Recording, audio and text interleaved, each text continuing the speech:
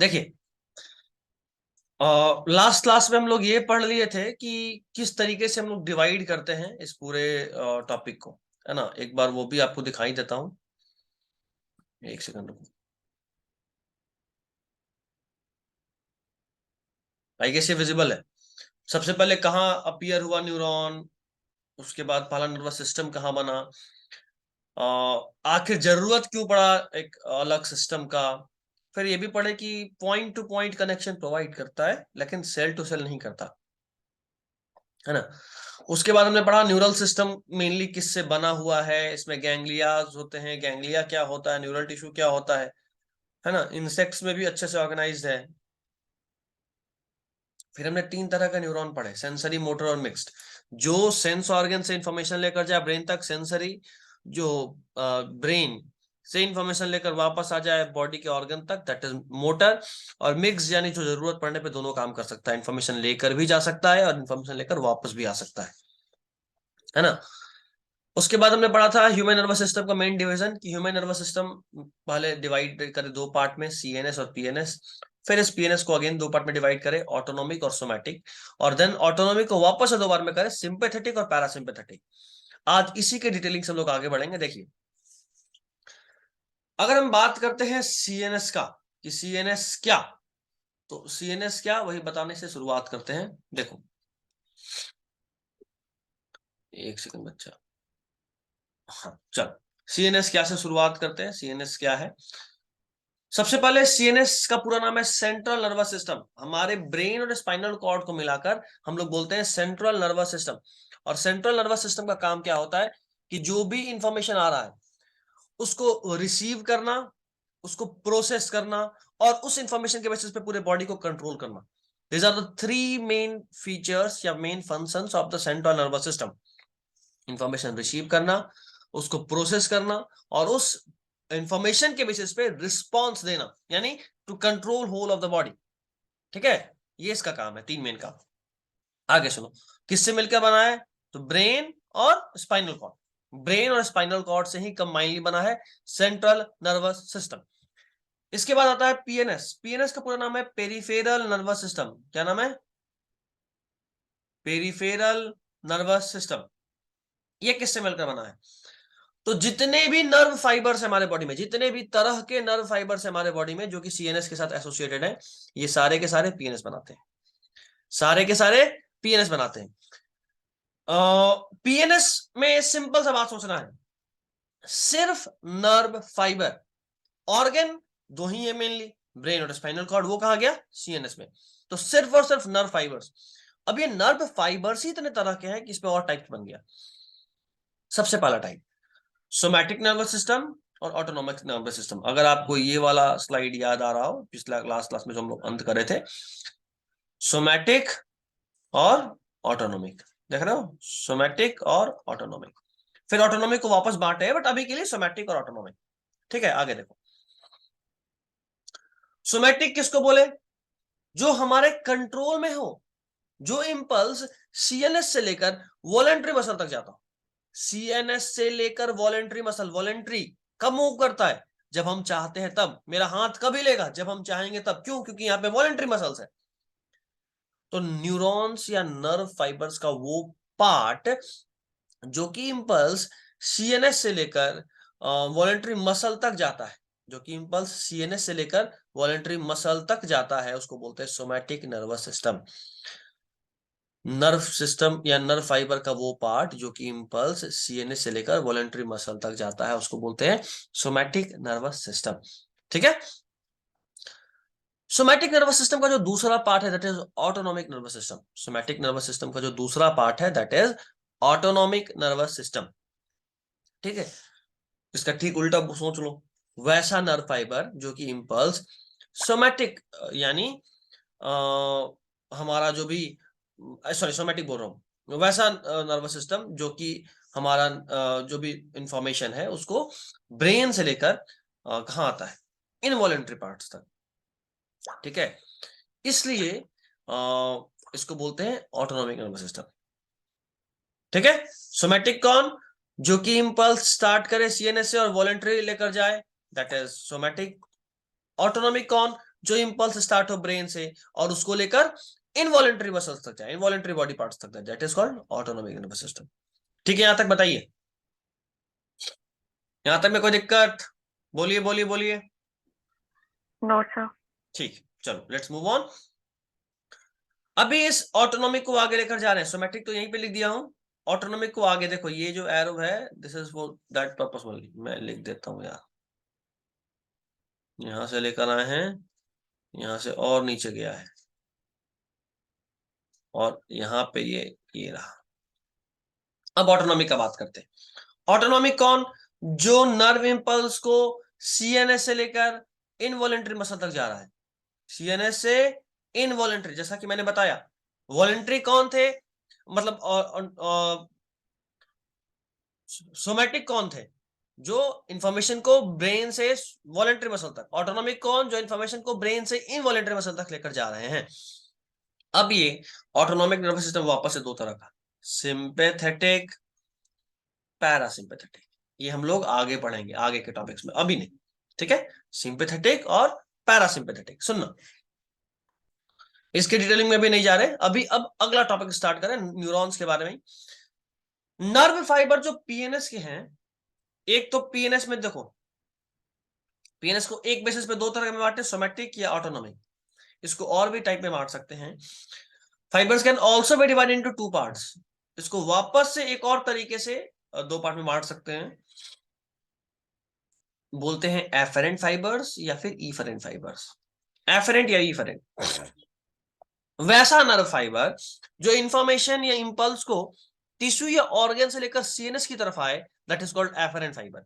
वैसा nerve fibre जो tissue या जो इंपल्स को टिश्यू या ऑर्गन से लेकर सीएनएस तक आए, यानी जैसे मान लो हाथ पे कोई टच करा, यहां से इंफॉर्मेशन जनरेट हुआ, ब्रेन तक गया, ये वाला जो ऑर्गन, सेंस ऑर्गन से लेकर चला जाए ब्रेन तक। और जरूरी नहीं सिर्फ सेंस ऑर्गन, पेट में कोई दर्द हो रहा है, ये भी इंपल्स पेट से जा रहा होगा ब्रेन तक, तभी पता चल रहा है।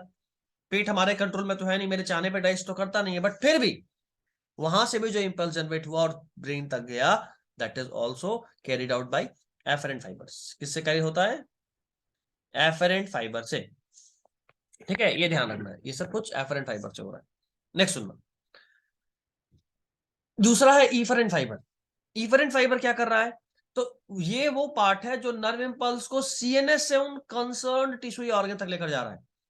कि वो नर्व फाइबर है या वो नर्व है जो कि इंपल्स को सीएनएस से कंसर्न्ड टिश्यू या ऑर्गन तक लेकर जा रहा है। Okay, that is called efferent fibre. ठीक है, यहां तक बोलो आयुषी। सर इफरेंट फाइबर एक बार फिर से बताइए। जैसे मान लो तुम किसी गर्म चीज को टच करी, तो वहां से एक इंपल्स जनरेट हुआ तुम्हारे स्किन से और चला गया ब्रेन तक, ये गया एफरेंट फाइबर से। किससे गया? एफरेंट फाइबर से। ठीक है, उसी वक्त आपका स्पाइनल कॉर्ड, चूंकि वो रिफ्लेक्स सेक्शन होगा, इसलिए आपका स्पाइनल कॉर्ड ऑर्डर दिया, भाई साहब हाथ हटाना है तुरंत। तो हाथ हटाना है, ये ऑर्डर को जो नर्व फाइबर लेकर आया होगा उस ऑर्गन तक, हाथ तक, वो कौन सा नर्व फाइबर है?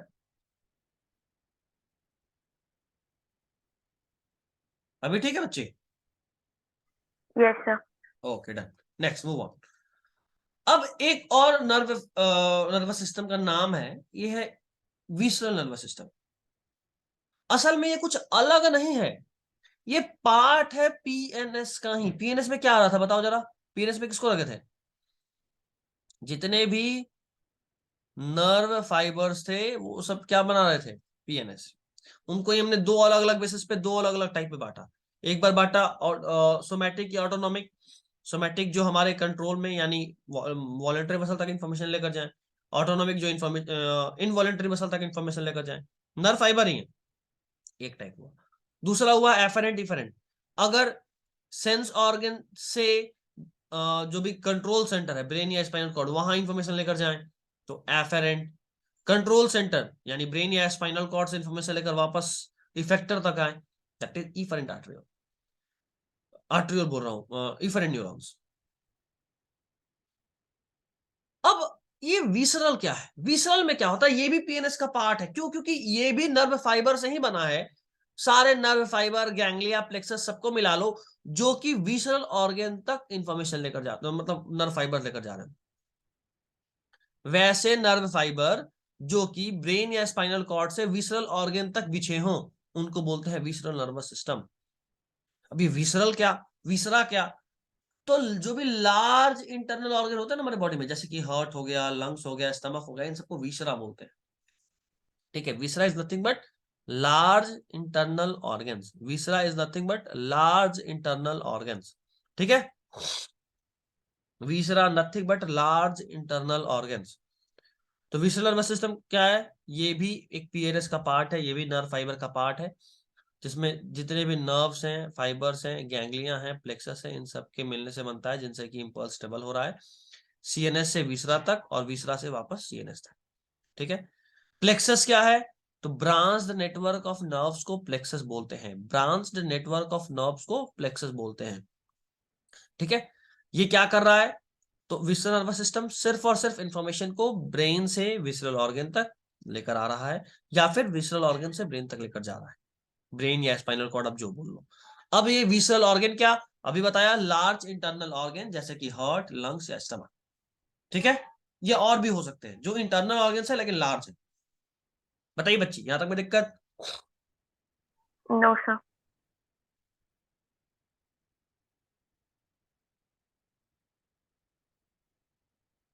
अब अगला टॉपिक है हमारा स्ट्रक्चर ऑफ न्यूरॉन, आखिर न्यूरॉन कैसा होता है ना। सबसे पहला बात कि इसका दो मेन कैरेक्टरिस्टिक है,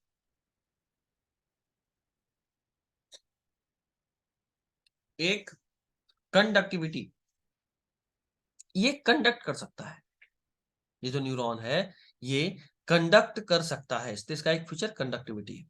दूसरा है रिस्पॉन्सिवनेस, ये रिस्पॉन्स भी देता है, ये कंडक्ट करता है और ये रिस्पॉन्स भी देता है, ये दोनों ही इस टिश्यू के कैरेक्टरिस्टिक्स है, conductivity and responsiveness both are characteristics of this tissue. ठीक है, दूसरा पॉइंट। अच्छा, पेज नंबर 317 पे इसका डायग्राम है, इसको ओपन कर लो, आगे से तो शायद आगे में डायग्राम बनाया भी हूं। हाँ, डायग्राम बनाया भी हूं बट आप वहां से भी देख सकती हो। ठीक है,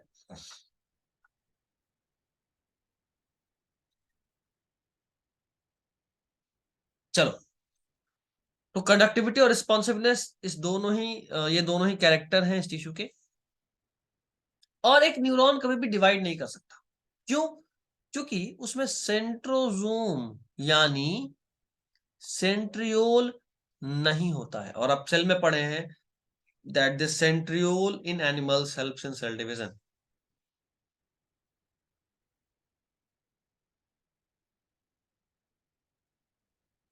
ठीक है, ये सेंट्रियोल जो है यही सेल डिवीजन में रोल प्ले करता है, centriole helps in cell division, और चूंकि ये है ही नहीं सेंट्रियोल या सेंट्रोजोम, तो इस बात ये डिवाइड नहीं कर पाएगा।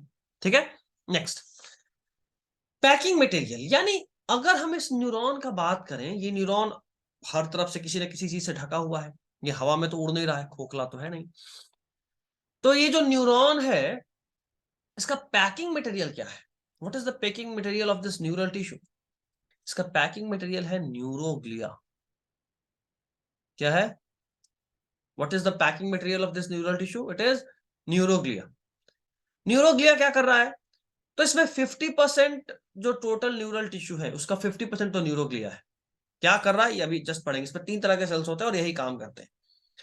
तो हमारा न्यूरॉन हर तरफ से किसी न किसी चीज से घिरा है जो कि उसको सपोर्ट कर रहा है, जो सपोर्ट कर रहा है उसी को पैकिंग मटेरियल भी बोलते हैं, जो सपोर्ट कर रहा है उसी को पैकिंग मटेरियल भी बोलते हैं। 50% ऑफ टोटल न्यूरल टिश्यू यही होता है, 50% ऑफ टोटल न्यूरल टिश्यू यही होता है। 3 तरह के हैं ये। पहला एस्ट्रोसाइट, 3 तरह में से पहला तरह कौन सा है, एस्ट्रोसाइट। ये क्या करता है, it forms blood brain barrier, it forms blood brain barrier. अब what is blood brain barrier ये आप लोग बताएंगे, एक बार हम आपको और बताए हुए जब न्यूरल टिश्यू बता रहे थे, तो बताओ, याद है कुछ, Ayushi, what is blood brain barrier? No sir. भूल गई। एक्चुअली ब्लड ब्रेन बैरियर एक इस तरह का टिश्यू है जो कि सीधा सीधा ब्रेन और ब्लड को आपस में कनेक्ट होने नहीं देता। सीधा सीधा ब्लड और ब्रेन को आपस में कनेक्ट होने नहीं देता है। कैसे क्या, ये भी बताता हूं, समझना। जैसे मान लो यहां पे मेरे ब्रेन सेल्स हैं और उसके जस्ट बगल में यहां पे मान लो ब्लड मूव कर रहा है। एक सेकंड बच्चे, ठीक है, यहाँ पे ब्लड मूव कर रहा है। तो यहां से ब्लड फ्लो करके इसमें डायरेक्टली नहीं जाता, बकायदा यहाँ पे एक तुम्हारा सेल है एस्ट्रोसाइट, ठीक है। यहाँ पे असल में एक सेल है एस्ट्रोसाइट। ये क्या करता है, ये एस्ट्रोसाइट यहाँ से जो भी ब्लड आ रहा है, जो भी ब्लड यहाँ से आ रहा है, उसमें से न्यूट्रिएंट्स लेकर इधर पहुंचा देता है। यानी जो भी ऑक्सीजन, ये सब जो भी जरूरी चीज है उसको पहुंचाता है। उसको डायरेक्टली टच करने नहीं देता, उसको डायरेक्टली ब्रेन तक ब्लड नहीं जाता है। इसलिए this is known as blood brain barrier, ठीक है। आगे सुनना।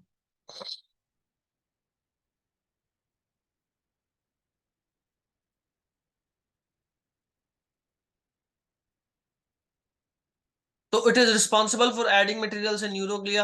एक तो ब्लड ब्रेन बैरियर बना रहा है, उसके अलावा न्यूरोग्लिया में जो भी मटेरियल्स ऐड हो रहे हैं उन सबके लिए रिस्पॉन्सिबल है।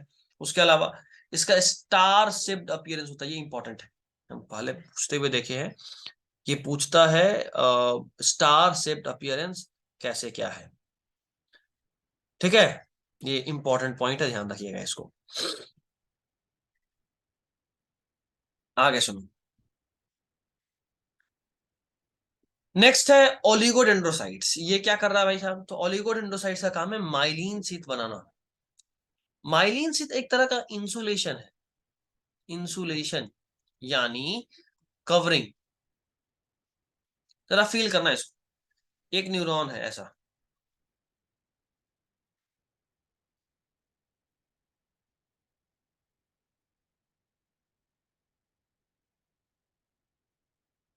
ये उसका नर्व एंडिंग, ठीक है।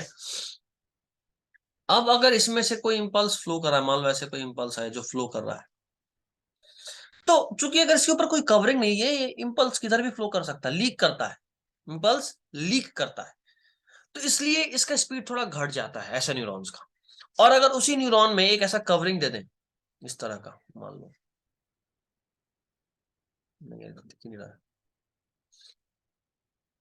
इस तरह का कोई कवरिंग दे दें। अब क्या है, जो इंपल्स पहले लीक कर रहा था, क्या लीक कर पाएगा? नहीं। तो इसका स्पीड, जो न्यूरॉन के ट्रांसमिशन का, इंपल्स के ट्रांसमिशन का जो स्पीड होता है, वो कई गुना बढ़ जाता है, ठीक है, कई गुना बढ़ जाता है उस न्यूरॉन के ट्रांसमिशन का स्पीड। तो इससे क्या होता है कि जो माइलिनेटेड न्यूरॉन है वो थोड़े फास्ट मूव कर सकते हैं इंपल्स को, और जो नॉन माइलिनेटेड न्यूरॉन है वो इंपल्स को थोड़ा स्लो मूव करते हैं, ठीक है। तो ओलिगोडेंड्रोसाइट्स में ये बात ध्यान रखना है, माइलिन शीथ सीएनएस में बनाता है। माइलिन शीथ क्या, एक तरह का इंसुलेशन है, इंसुलेशन यानी कवरिंग, ये ध्यान रखना है। और कहां बना रहा है ये भी ध्यान रखना है। ओलिगोडेंड्रोसाइट्स कहां पे बना रहा है, बताओ।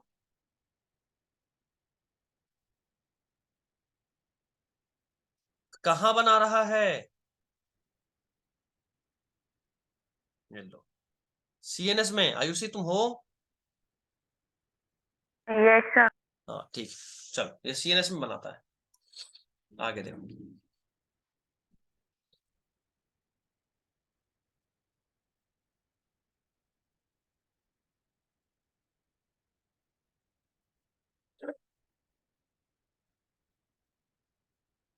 अभी कौन है यार, एक सेकंड बच्चे, रुकना जरा।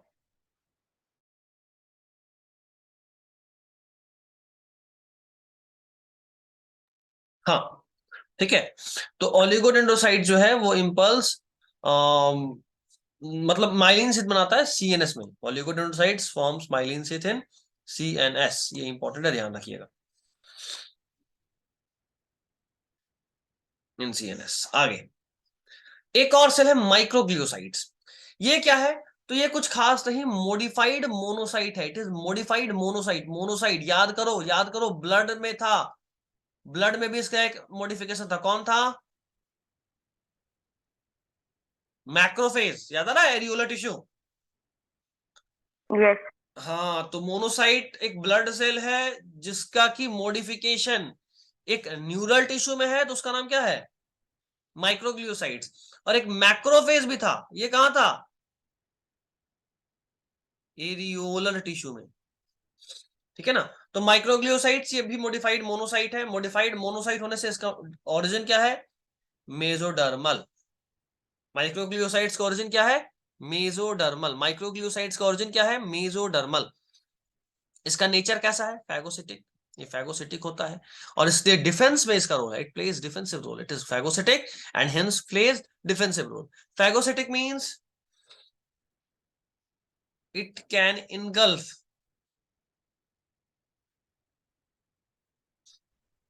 It can engulf. क्या इनगल्फ करता है भाई? तो foreign bodies, it can engulf foreign bodies. जो भी फॉरेन बॉडीज आ रहे हैं उसको इनगल्फ कर सकता है। अब न्यूरॉन भी दो तरह के होते हैं ऑन द बेसिस की माइलिनसित है कि नहीं। एक है माइलिनेटेड और दूसरा ठीक उल्टा। जाहिर सी बात समझ में आ रहा है, माइलिनेटेड का उल्टा क्या होता है? नॉन माइलिनेटेड, है ना? माइलिनेटेड का उल्टा नॉन माइलिनेटेड। तो दूसरा टाइप है नॉन माइलिनेटेड न्यूरॉन। माइलिनेटेड में क्या हो रहा है भाई? तो इसमें माइलिन सिर्फ मिलेगा। और ये कहाँ मिलता है? ये स्पाइनल कॉर्ड में भी मिलता है और क्रेनियल नर्व्स में भी मिलता है, ध्यान रखना। वैसे तो ऑलमोस्ट हर जगह है, बट स्पाइनल कॉर्ड और क्रेनियल नर्व्स। क्रेनियल नर्व्स क्या होता है? तो नर्व्स